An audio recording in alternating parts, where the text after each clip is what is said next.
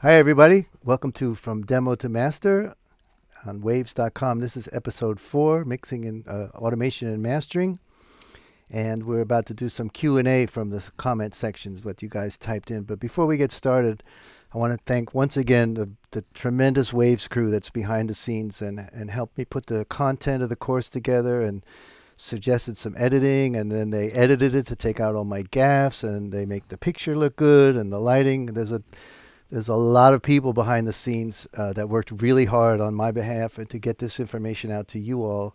So I want to thank each and every one of them. And also I want to thank all you guys for your comments. I've had nothing but positive response. I don't know, there's maybe no trolls out there, but everybody who writes me has something nice to say, and I do appreciate you taking the time to tell me that you find it helpful. So I hope this hour will be about the same kind of thing, more information and some clarification.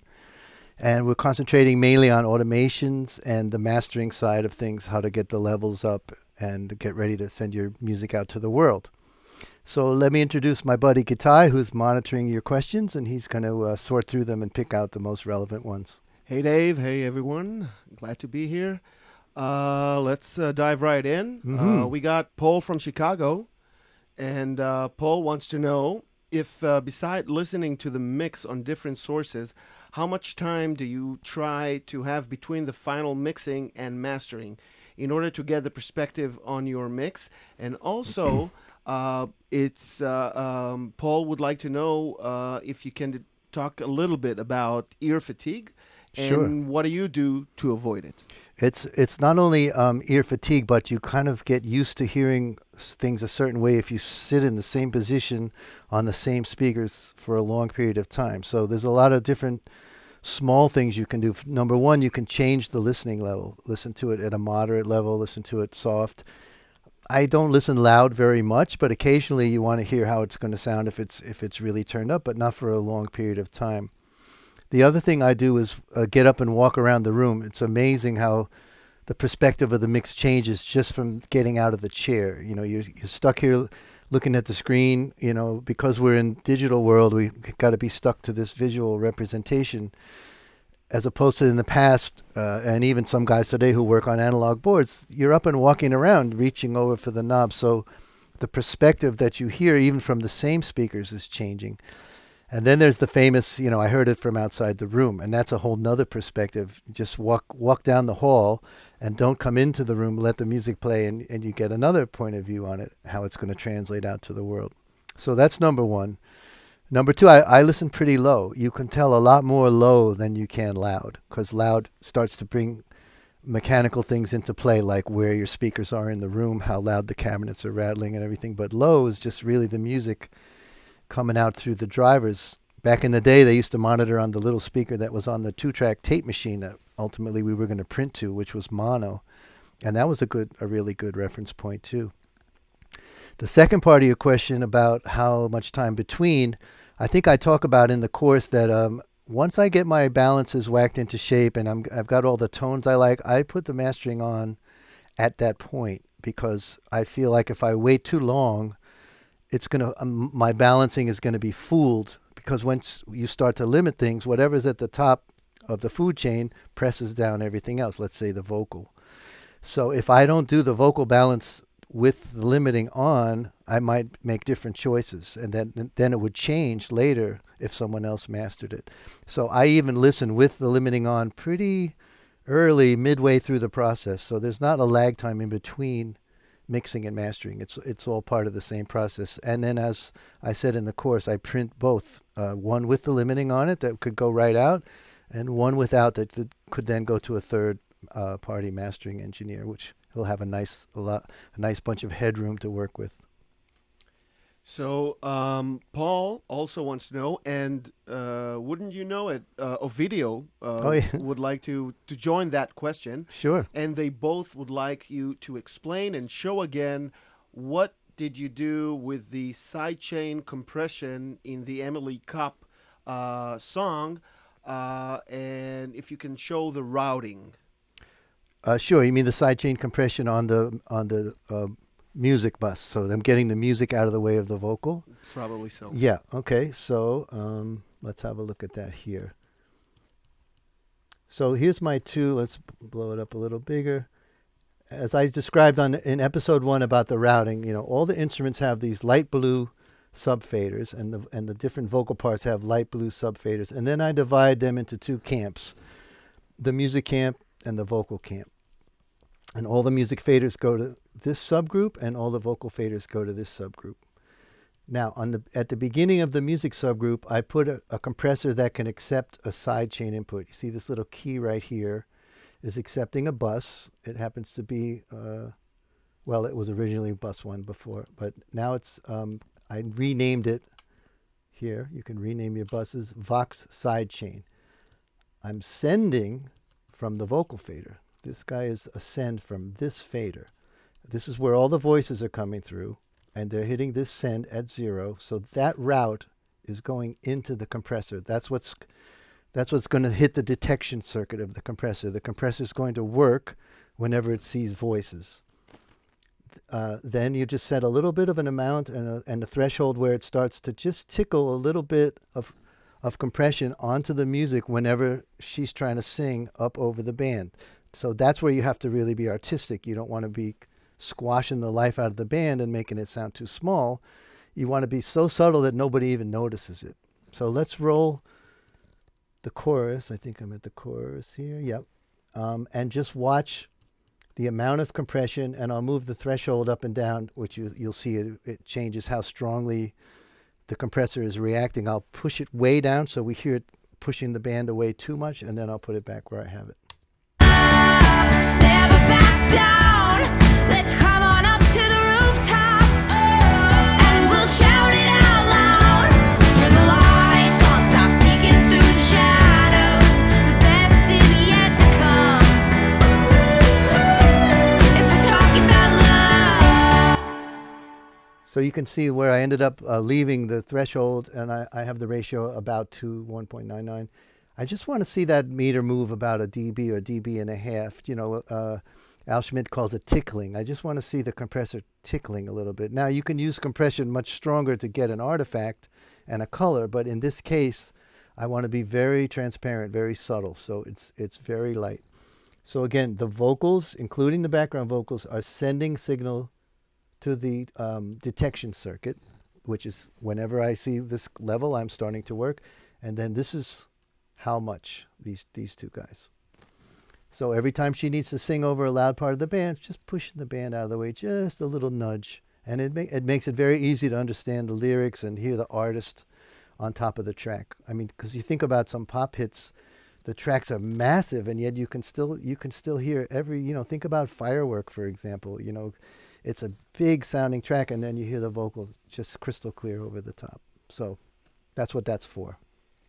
And if we're talking about vocals, Yes, we are.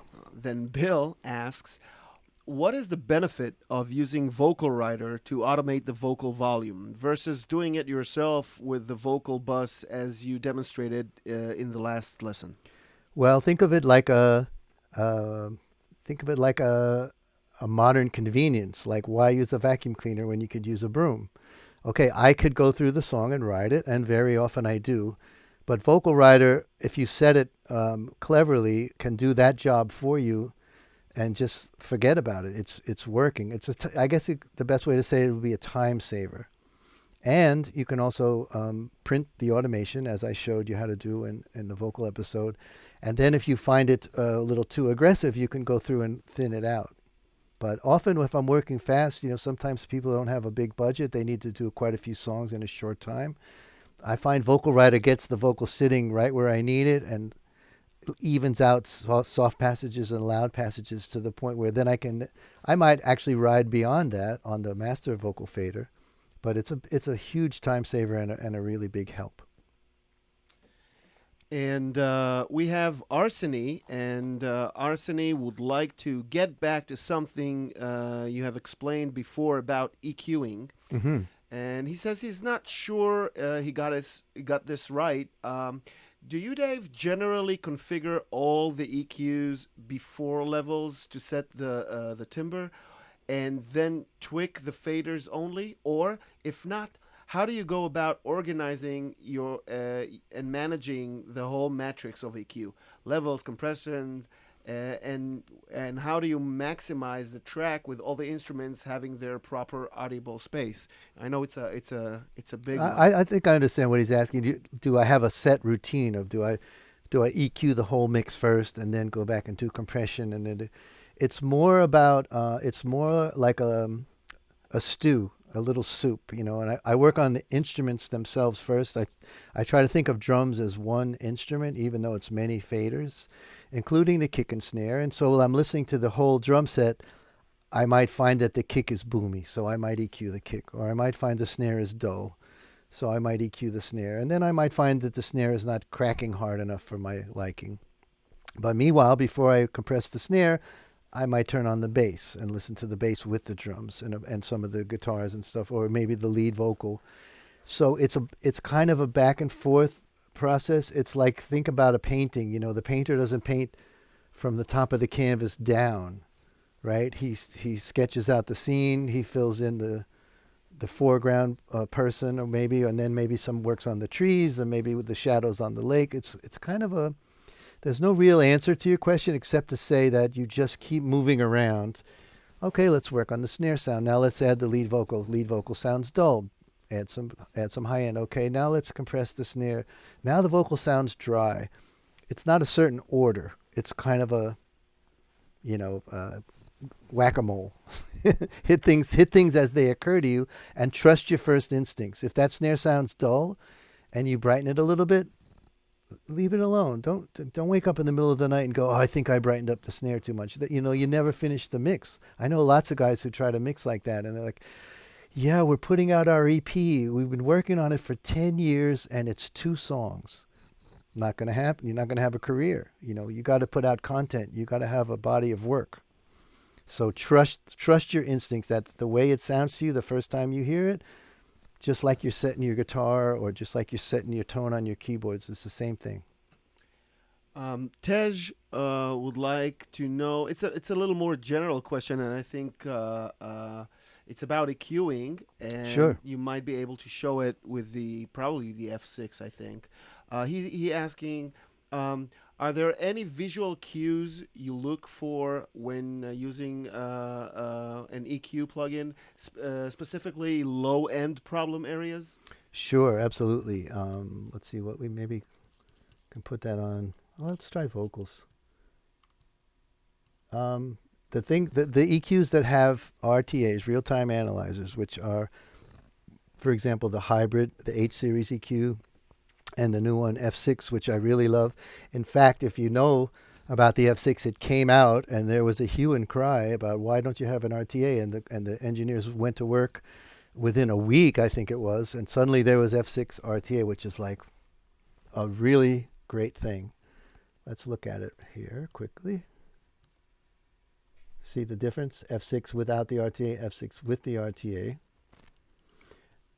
Never back down. So this display down here, I hope most of you are familiar with what it is. It's kind of like a graphic equalizer reading out what's happening in the audio in real time. So down on the left is your subs, and then as you work towards the right, you're getting higher up in the frequency ranges. So this is mud, this is body, this is clarity, and this is sizzle. So you can see that most of our vocal energy is in the 1K, 2K range. Never back down.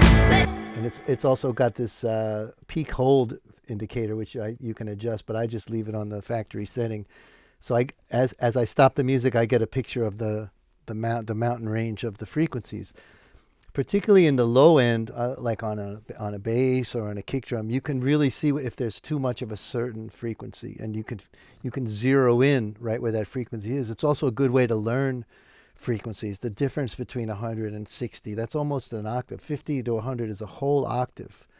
So it's not the same thing to boost 100 as it is to boost 50. That's a whole octave of music difference. And from 100 to 200, from 200 to 400, that's 4 octaves right there. So you gotta use the tools at hand, and that visual representation is really, really helpful to me. And then when you're using the F6 in the dynamic mode, let's see if we can get that going. That's the range here. So then you can move the frequency point around to where it's really doing the most good. Never back down. Let's come on up to the rooftops. So what I'm doing there is I'm finding out where her peaks are, and let's say I wanted to make it softer and less aggressive. So I'm diminishing that frequency, which happens to be 1.1.4, 1.5, but only when it's active. If she's not active there, then it's letting everything else go through. Never back down. Let's come on up to the rooftop. So that's just a quick example of using the display to find out where the action is, and then zeroing in on really what I want to do there. We have Brandon who wants to know. It's actually an interesting one. It's about using tape emulations on the on the master bus. Mustard bus. Yes, I exactly. like tape on my mustard. Dave, Yes. if you were to use a tape machine on the mastering bus, Yes. to simulate mixing down to tape, would you insert it before or after the limiters, such as the L316 or the L2? Good question. And what is the advantage or disadvantage to placing the tape machine before or after? Okay, there's really only one place, a few places to put it, but certainly not after the limiter, because in digital, the limiter is pushing us right to the zero level. The end of the universe of digital is zero. So the LUFS, that -9, -6 thing I'm looking at on the WLM, that's how much our average is below full-scale digital. So a tape machine is designed to emulate an actual analog circuit. So there's no way you can put zero digital into an analog circuit like that without overdriving it. So then you'd have to attenuate the input and then make up the gain afterwards. The proper place to put it really is early in the chain, but think about it. On an analog board, like an SSL, the compressor was in the middle of the board. So the mix engineer's mix was going through a bus compressor. Then it would be recorded to the 2-track. The 2-track would be couriered over to the mastering engineer, who would play back the 2-track into his mastering rig and boost up the level. So the proper place really to put the tape is after the bus compressor, which is here. Come on. Right? So I'm compressing. I'm just using this as a little bit of a glue to sort of finalize everything and put it in the same perspective. And then, okay, so I'm not using the F6 here. What is Kramer tape? Is that an instrument? No. Probably harmonics. Maybe harmonics. There it is. Okay, so now we're compressing the mix with the SSL, and then we're going to the tape to get the analog vibe, and then we're going to the double stack of limiters in series. So, and you might have to change the levels. You kind of don't want the tape to go in the red unless you're looking for a specific overdrive kind of thing. You might try that on an instrument like voice or guitar or something. But on your mix in general, I would caution against overdriving. Never back down. So you can see because this is emulating an analog console and my makeup gain is at 0, and I'm not putting out too much signal after the compressor. I'm not adding any level after the compressor. That when I go to just the basic preset, default preset, the levels look great on tape. And we used to try to hit the tape a little bit above the red because it did a nice thing, but you couldn't go too far. You could really hear that in the analog world. It was quite obvious. So this is where I would put it, and this is kind of how I would set it. Never back down. Let's come on up to the rooftops, and we'll shout. So, I probably don't want wow and flutter, which is the discrepancies in the speed, the tiny differences in the speed of a spinning motor. And, read the manual and investigate what flux is. Flux is different biases that you would set the tape machines to. So it has a little bit different tone. It's a little beyond what we're going to get into here, but it's kind of a color thing, like a camera filter sort of thing. But that's how I would place the tape, and it's not a bad idea, especially if you're finding that your mix sounds nice and clean and pretty, but it's not merged in a certain way. That's what I think of tape. The real benefits of tapes. It sort of just helps merge everything together into one finished record kind of a sound. Jose would like to know. He says that he noticed that you have two master faders in your session, one labeled master and one labeled unmastered. Can you explain what does each of these do? Yeah, I think I talked about this in the first episode, but maybe towards the end of this, now that we've mixed everything and we're getting ready to print, we can talk about it again. You can see it down here. If you look at the two components of my record, right? The music and the vocal, they're both going to what I call the mix group. That's just a pathway, right? Also, all the reverbs and everything are. So if you think about these faders here, this guy's going to the drum bus. He doesn't count. All these faders here, that's really the mix. The music, the vocals, and all the effects. In fact, if I mute them all, there is no mix, right? So I have two pathways here. These are master buses going to two faders, and I think I disabled that just for CPU at this point. What I want to do is I want to have a mix that's really mastered my way, and then I want to have a mix that's mixed as a mix engineer would do, but no mastering components at all, because I might send it to a third-party mastering engineer. I want to keep that option open to my clients and myself. And if you watched yesterday's episode, we had a long talk with Tony Maserati about just such a thing. I asked him, does he like to master his own stuff? And he said, no, not really. He'd rather the mastering engineer be the arbiter of particularly volume, and meaning that if his mix is great, they don't have to EQ it or anything. They're just raising it up to go out to the world. And I feel the opposite way. I like to master my own stuff because then I know this is what it sounds like when it's going out. Sometimes we send it to a mastering guy and it's a little different. It's just taste. So that's just a personal thing. He likes to have third-party mastering guys. I like to do my own. But for no extra money and no extra time, I have the option at all times. I'm always printing. So these master buses right here, let me blow them up again. Oh, that is blown up. These master buses are feeding two audio tracks, right? Mastered is going to this one, unmastered is going to this one. What's the difference? Well, the unmastered has the mix engineer stuff. And it even has a little gain reduction because I might be pushing it a little bit hard and I want to make sure the mastering engineer has headroom. The master bus has, as we talked about in the episode, the mix engineer comp and the limiting, and it might even have further EQ or tone adjustments there, or like you say, the tape machine. So if I put both of these faders in ready, look how hot this one is, and we can actually read that out here. Compared to this unmastered. So you see the mastered one is going to minus 0.2. That's because I leave at the last moment here. I leave a little ceiling. I don't hit at 0 or even -1. I find, especially if I'm going into a CD program like Hoffa or something like that, those programs don't like all the way 0, and a lot of standalone CD players don't like all the way 0. They'll actually skip car CD players.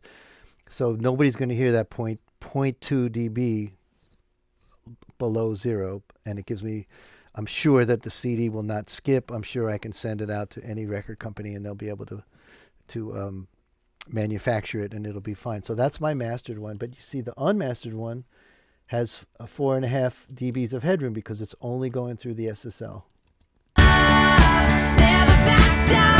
See the dramatic difference in these two levels? So then I can record those two at exactly the same time.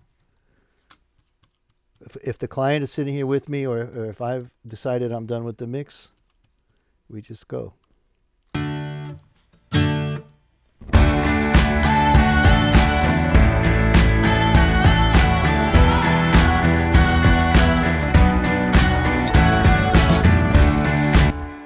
Okay, so it's already labeled, print mastered, and I would, type in the title of the song with the date and the mix number. I keep saving my mixes, mix 1, mix 2, mix 3 with a date, because it's very easy to get lost in this creative process, especially if you're dealing with a big bunch of people, like a band, a manager, or a record company. Everybody's saying, well, we need this, we need that. You want to really keep track of your work. So I label the files with the date and the mix number, and look at the difference. This is, of course, just the intro. It's not super loud, but this could easily go out to a mastering lab, and the guy has lots of room to work with, but it still sounds fine. And this, that's more of my Ready for the World mastered. So I hope that's clear. Ask me again if it's not. I'll be glad to go through it again. It's just basically the mix goes to a split in the hose, and one split has the mastering, one split doesn't. Those are recorded onto 2 tracks. Easy peasy. Indeed. Edmond would like to know, when making final masters, I try to compare with other songs. Absolutely. They always seem to be much hotter mixes than what I'm finished with. What would be a good level to try for in a master? Well, the trick to that is to bring in another song, buy the song from somewhere on the internet, the real one from the record company that they've released, and put it in your DAW right next to the other one, and put an instance of WLM on it and read out what's going on. I do that all the time. Oh, look, Bruno Mars is -7. It's really hot, but it's super clear. How do they do that? Isn't that that's really the holy grail? And that's the fallacy about the volume wars. Clean is clean, and dirty is dirty. And if it's loud and clean, it's great. There's nothing better than being at a concert where the sound is immaculate and it's very powerful, But if the sound is dirty and uncomfortable, then even if it's not loud, it's no good. So I had the same experience as you for many, many years of my career. And then I learned when the L series came out, I started to fool around. Can we get this level up? And I'm like, how do these guys do that? How do these guys do that? And that's kind of how I ended up with the series of limiting. In fact, if you think about it, I'm limiting the drums at the fader, at the group, at the music group, and at the master. So that's 4 limiters in series, each doing a little bit so they stay clean. They're not overdriving. They're not any of them doing too much work, but the end result is powerful. So you're right. Get some comparisons, measure it with WLM, and then practice with the serial limiting. We got a 2-part question coming from Brian. 2 parts. Yeah. I'm ready. All right. If my mix remains hot before mastering, can I use the gain trim plugin on the master fader to turn the whole mix down until it's not clipping? And is there a risk of losing the dynamics in a sound if I lower the fader way down under unity gain while balancing between instruments? I think I understand the second part. The first part is if you think about plumbing, right?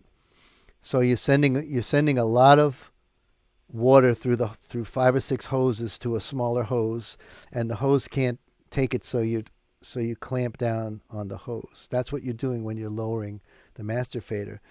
The other way to think of it is that the computer, all this digital recording is math. It's not even hard math. It's arithmetic or basic, sine, cosine addition.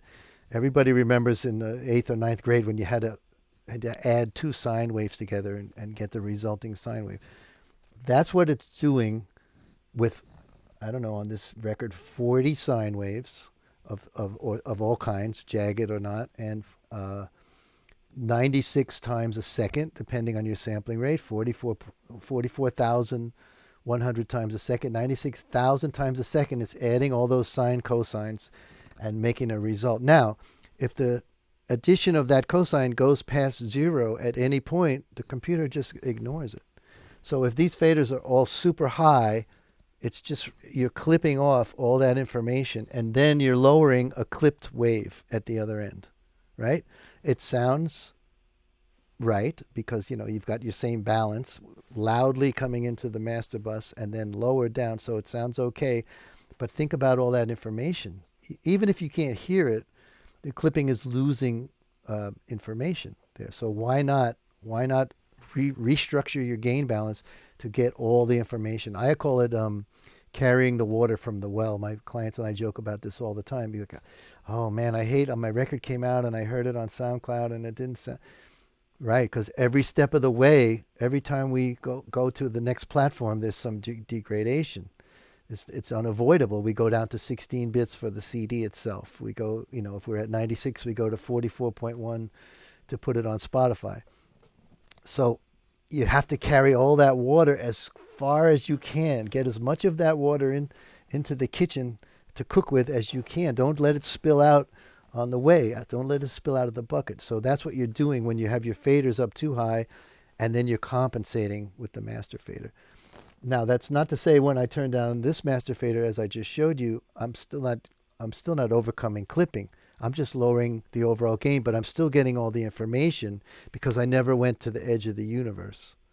I hope that's a clear way to understand it. There's no digital above zero. There's no number that can describe it. So when you add two sine waves and they go past zero, the computer, the math just clips them off and says 0, 0, 0, 0 for as many samples as that is. That's what clipping is. Brandon also asks, there is a lot of talk about whether to normalize a mix or not when you are done mixing or before sending it off to mastering. I've heard not to, he says. Yes. Could you elaborate on what normalizing during a bounce actually does and why or why not to use it in a certain situation? Sure. What normalizing means is that at some point in your wave, your 4-minute pop song, whatever the highest peak of that wave is, let's say the crash cymbal on the chorus, the last chorus, psh, that wave goes to a certain height, and maybe you didn't go into red, it's fine. Maybe it's below zero. What normalizing does is it finds the highest point along the whole song and moves that up to zero. And then everything else comes up together. So your balances and everything are the same, but now you're peaking at zero. That's good for circulating the song to your friends or to put it on, to upload it somewhere, but it's not good to send to a mastering engineer. Why? Because that peak at zero is going to clip his stuff. Even if he's a digital mastering guy or if he's an analog mastering guy, he has no room to work. That's called headroom. Headroom is the difference between your loudest part and zero. So like I was showing on my master fader, I try to leave 3 or 4, maybe even 5 dBs of headroom. It's very easy to get gain back. It's impossible to get clarity back once it's lost. So normalize it for listening for yourself and while you're working, but don't normalize it to send to a mastering engineer. Absolutely not. Inar asks a general question about plugin automation. Yes. He says that he's pretty good with using his DAW automation. He's using Logic. Okay, sure. But he is still a bit unsure about how and when to apply plugin automation. And he knows you've talked about this, but he'd love to see a bit more about that in slow motion. Sure. I mean, all automation is to just change things over time, right? So if you have a plugin that's doing, the easiest plugin automation is turning it on and off. Like, for example, you have a drum break in the middle of the song, you want a phaser to come on. So you just, I'll just use let's use the music fader here.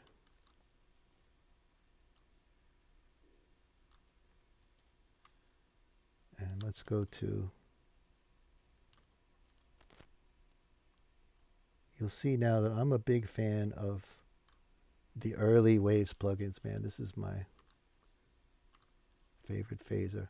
So we want to, in Pro Tools, this is the automation dialog box. And I know in Logic there's a similar box where you can tell it what you want. So I'm just going to automate the bypass. This is the simplest form of plugin automation. So it's going to be off most of the time.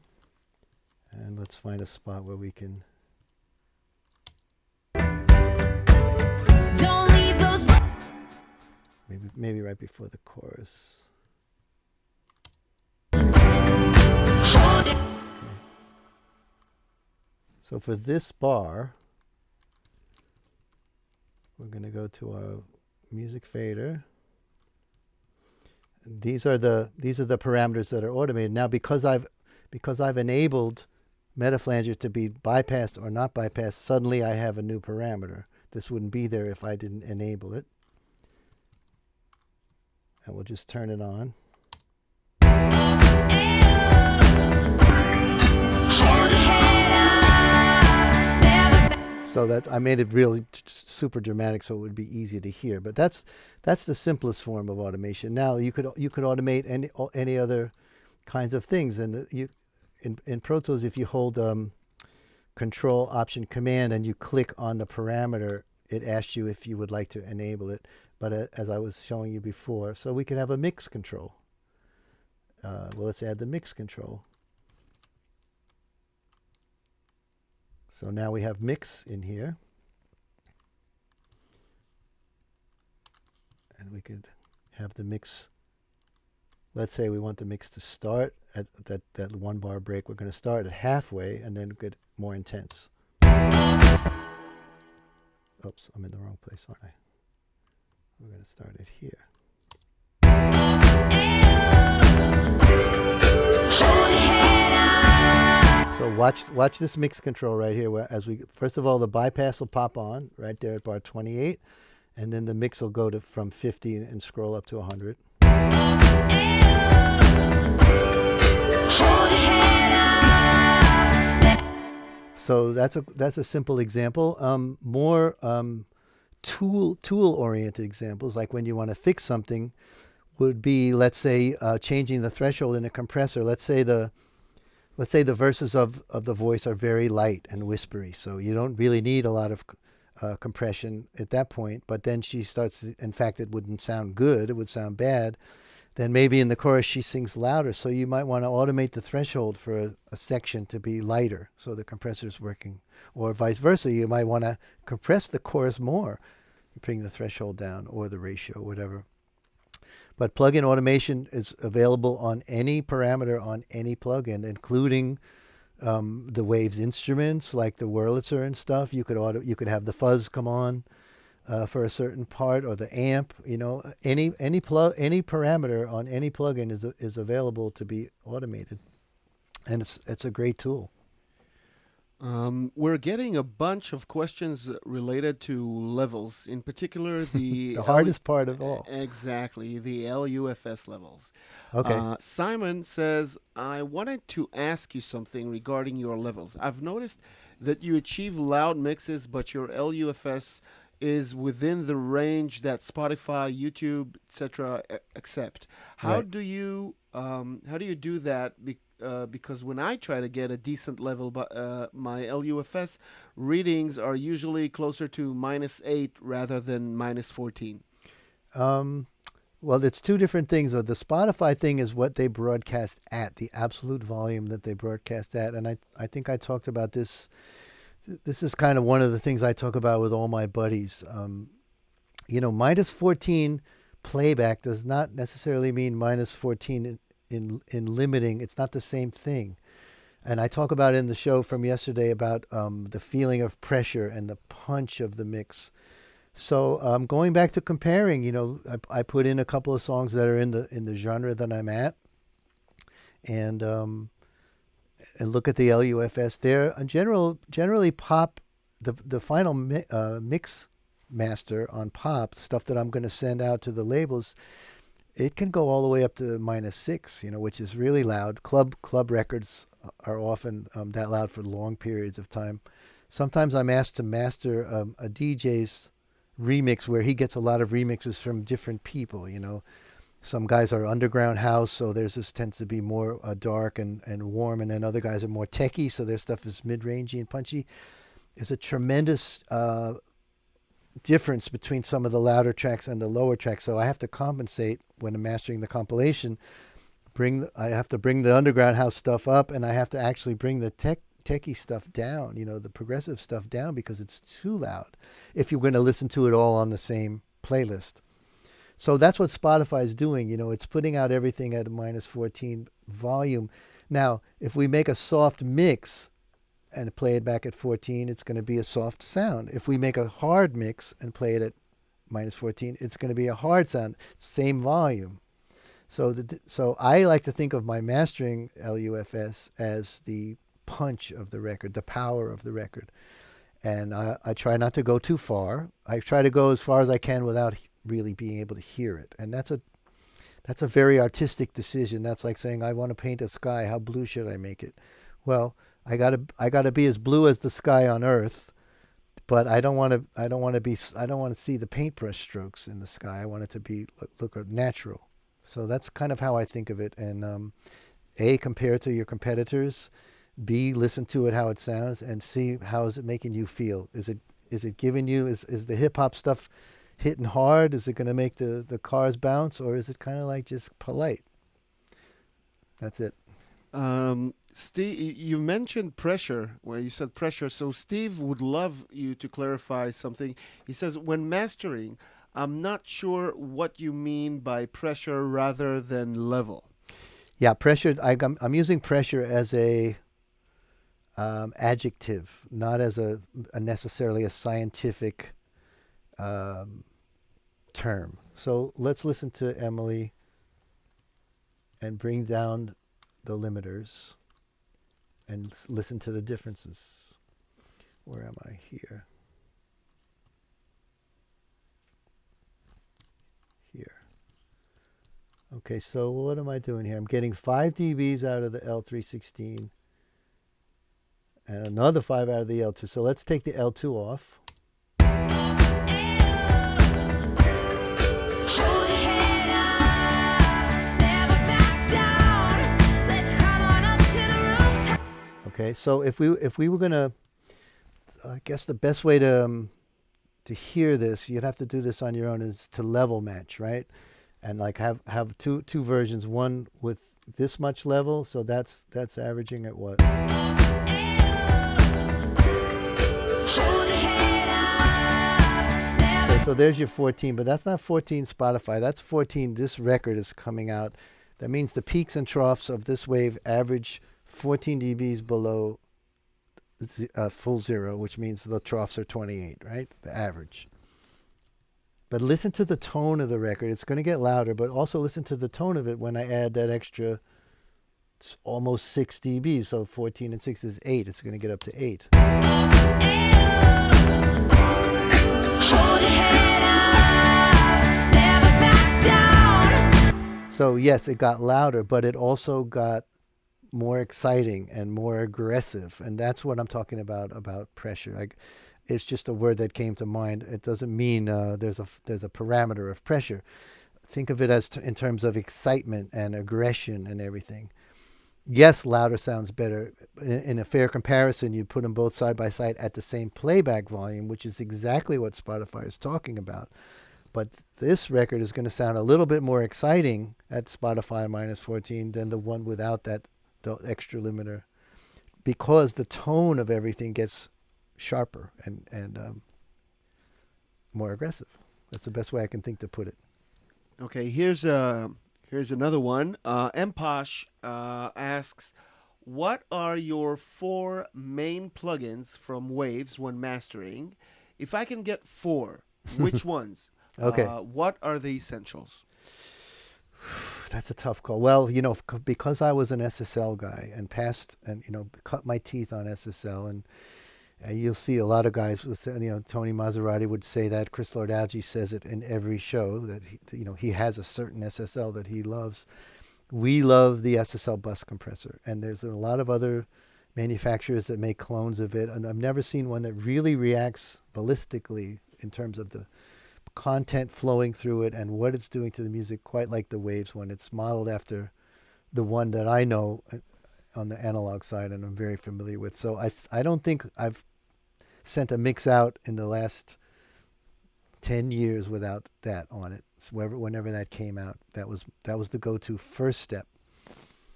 And of course, the last step is the L series. So depending on what kind of level you're at, there's a bunch of different L series, or you can buy the L bundle, which is L1, L2, L3, the L3 LL, which means low latency, and then the L316. The L316, I think of it like an expensive mattress. It's got all these springs, so when I roll over, the different springs share the different weight. It's dividing the frequency with a really intense algorithm, and I don't even want to pretend I know what's going on under the hood, but I understand it, that it's 16 bands, and distributing the weight of that compression. So we're not always compressing the same point. We're sharing the load among those 16 algorithms. That's kind of why it's CPU intensive, but it's very, very transparent and very, very clear and very, very good. So that's the outside bracket of my 4 go-tos. Now, the only other thing you would need to do would be EQing and multiband limiting. Those are the kind of the 4 parameters of mastering, right? You compress, EQ and compress and EQ, whatever sounds better, multiband limiting, and then final maximizing limiting. So for multiband limiting, we have the L series. If you really wanted to get deep, you could go into the C series, the C4, the C6, which would be compressing, slightly more gently, and some really good EQ. Almost any of the digital EQs will do what you want as long as you don't try to overuse them. So any one that you mostly feel comfortable with. The Renaissance series is great. The H series is great. And you see, I go to the F6. It's kind of, maybe it's new and shiny, but I love the readout.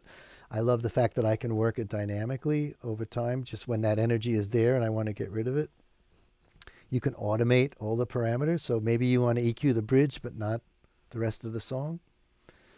So it's hard to answer the EQ question. There's so many good choices, and I don't know. Are there other choices that I've left out just because I'm speaking extemporaneously? Oh, there's the linear. These are linear phase, which means one band doesn't smear into the other and overlap. It's very high usage on the CPU, but it's super accurate and super clear, and that's a series too. So there's the upper area called linear phase EQ, and then there's the one that's just for the bottom, the low band.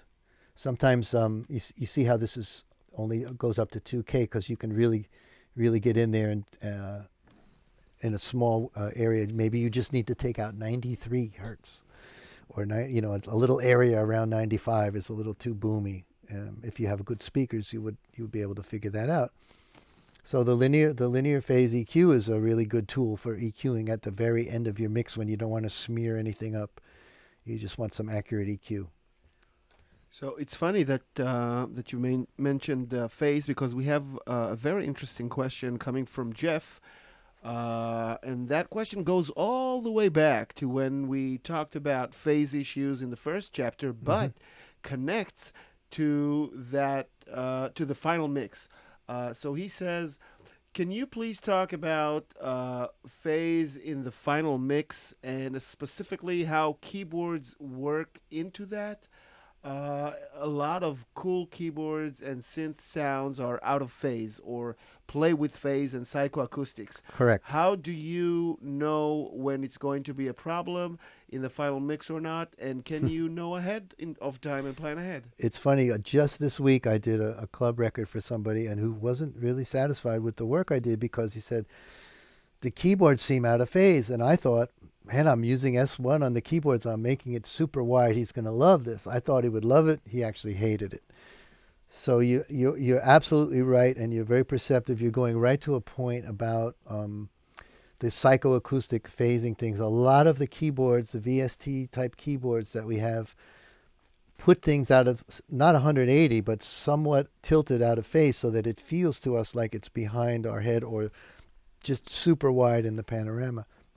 This goes back to checking your mix in mono, collapsing it down to mono to see if it's actually sounding okay at mono, and if not, then maybe it's too wide.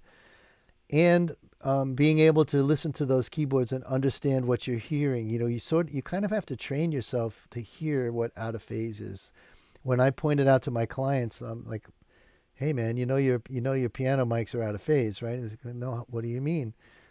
And then I flip one mic, and all of a sudden the piano gets more body. And, oh, that's what that is, out of phase. Think of it as body. With all the microphones working together, the sound is going to have more body because the speakers are not working against each other. if the left speaker is moving out and the right speaker is moving in, that sound is going to be very hard to pinpoint in the visual panorama. Whereas if they're both moving together, then you can set it in the panorama simply by volume, but the sound is going to be coherent wherever you want to move it to. So I work through phase on the individual levels, like in the drums and in the keyboards, and then if everything is a VST synth, I probably shouldn't widen that out, as I was reminded again this week. Since we're talking about finalizing the mix, I don't think there's any better way to finish than to take a question about the time-honored car test. Aha. Simon, and I think it's a different Simon, he asks, do you also listen to your final mix in a car like Eddie Van Halen is known to do? What's the explanation behind why that's a good thing to do? And Dave, if you have any interesting war stories about this, then feel free.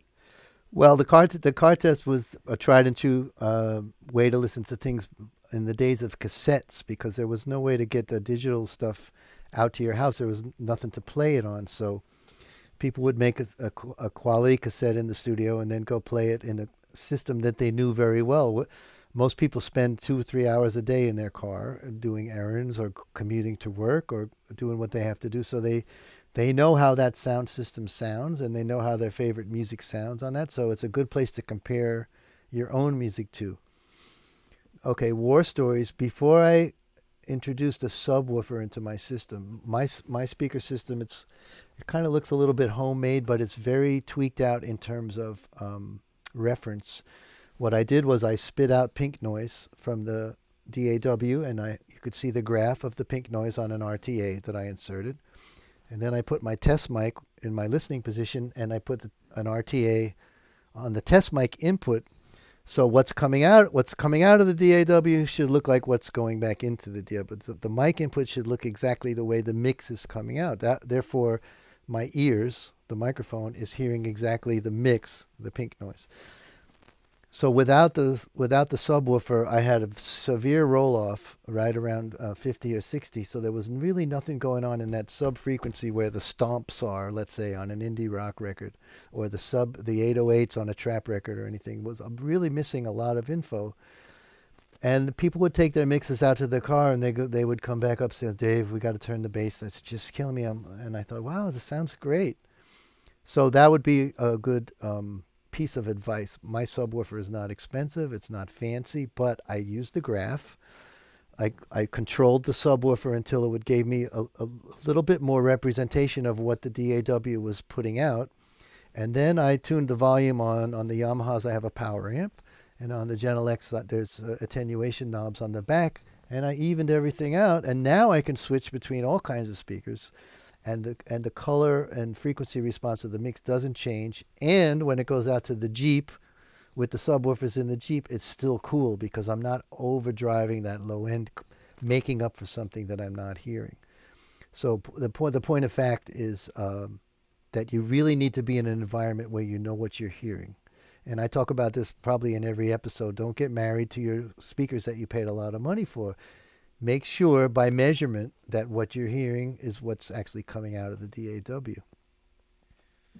So, you know how this is the final Q&A chapter. The final countdown. Yeah, the final countdown. And I wanted to ask our viewers to send us feedback about the course in the comments at the bottom of the page, and let us know guys, if you want to see more content like this. Yeah, I've gotten a lot of direct communications. You can hit me on my website, davedarlington.com. There's a way to contact me there. And, I'm busy. I try to answer and give advice if you ask for it. It's hard sometimes because there's a lot of stuff going on, but everybody's been really, really nice in their feedback, and I just want to let you guys know I appreciate it. So, you know what? I just got one that popped. You talked about cassettes. Well, not a lot of people are listening to those anymore. No, of course not. But more and more people have been getting back to vinyl. Okay. So with that in mind, Cardi asks, "Hi, Dave. Hi, Cardi.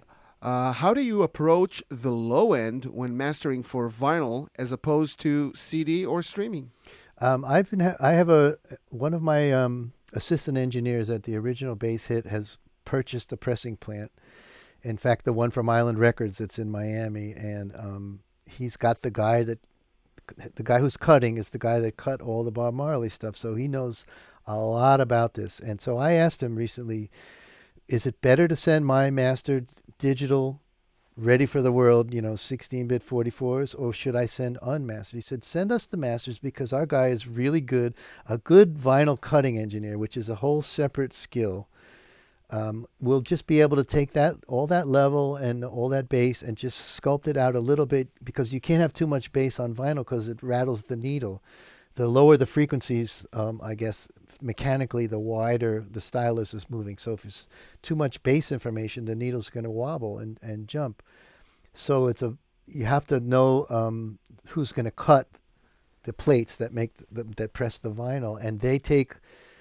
I was kind of surprised because I thought he was going to tell me to send him the unmastered so that they could really control it more. But he said, no, send us what you're sending out to Spotify and everything, and we'll attenuate the bass a tiny bit. So that, Cardi, you're right. There is less bass, and there's also a little less top, not so much in the frequency, but they go through a de-esser to try to take away sibilance that's inherent in just the mechanical process of a wobbly piece of sapphire or diamond rattling along a piece of plastic that creates sibilance, harsh sibilance, and they take it out. So there's a curve that they apply, and a guy that's talented and does that for a living, that's your best bet. We are approaching the end with 3 minutes left. Dave, first of all, from our end, I wanted to say thank you very much for all this wealth of wisdom. It's really, really, really great. Well, it's my pleasure, man. When they first contacted me about it, you can talk about anything you want, and I thought, wow, I don't know if I have anything that's that interesting. But when you start working on music with people, with each other, all you guys, I'm sure, experience this in your collaborations. If you have a person who has likes the same kinds of things you do in the room with you, it's much more fun. Music is ultimately a collaborative process. So as we started working through these songs, I said, wow, we have really a lot to talk about, and there's probably tons of things we haven't touched on, but we will in the future. Any final words of wisdom to everybody out there in TV land? I would say just stick to it. Be very, very tenacious, and don't bog down in detail. There's never nothing is perfect. No mix that I ever did was perfect, and some things I wished I could pull them back, but sometimes they get on the radio, and sometimes they become big club hits, and sometimes the things that only took you 20 minutes. One of the mixes on the Wayne Shorter album is a rough mix, a 20-minute rough mix, which we could never beat on full days of studio. We just we caught lightning in a bottle. And it was like I was talking about a minute ago, your first impressions. If you're working on music, you're a musician. Therefore, you have opinions, so trust your opinions. If you like it, it's good.